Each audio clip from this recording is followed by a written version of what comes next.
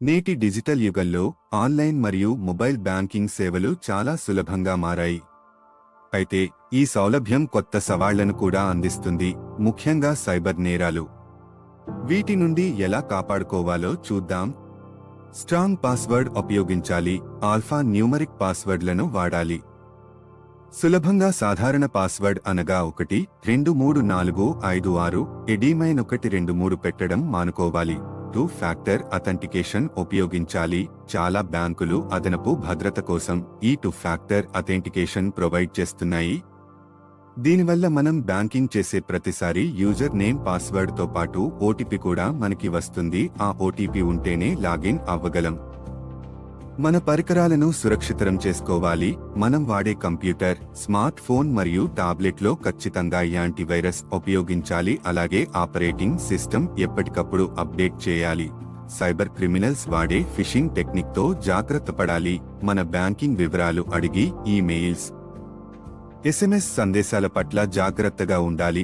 Bank వారు లేదా ఇతర అధికారిక సంస్థలు ఈమెయిల్ ద్వారా గాని SMS ద్వారా గాని కస్టమర్ సమాచారం అడగదు అని మనం తెలుసుకోవాలి. అలాగే ఈమెయిల్ అడ్రస్ ని వెరిఫై చేసుకోవాలి మరియు SMS ద్వారా వచ్చే ఎటువంటి లింక్స్ ని క్లిక్ చేయకూడదు.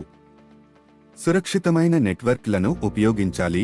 బ్యాంకింగ్ లావాదేవీలు చేస్తున్నప్పుడు బస్టాండ్ దగ్గర, రైల్వే స్టేషన్ దగ్గర, షాపింగ్ మాల్స్ దగ్గర ఉన్న పబ్లిక్ వైఫైని ఉపయోగించడం మానుకోండి. అలాగే మీ హోమ్ నెట్వర్క్ కూడా స్ట్రాంగ్ పాస్వర్డ్ తో సురక్షితంగా ఉండాలి. మీ బ్యాంకు ఖాతాలను ఎప్పటికప్పుడు పర్యవేక్షించుకోవాలి. అనగా మీ బ్యాంక్ స్టేట్మెంట్లు క్రమం తప్పకుండా చూసుకోవాలి. ఏదైనా అనాధికార అనుమానాస్పద ట్రాన్సాక్షన్ ఉంటే వెంటనే బ్యాంకు వారికి రిపోర్ట్ చేయాలి. మీ ఆర్థిక లావాదేవీలకు సంబంధించిన డాక్యుమెంట్స్ చాలా జాగ్రత్తగా ఉంచాలి.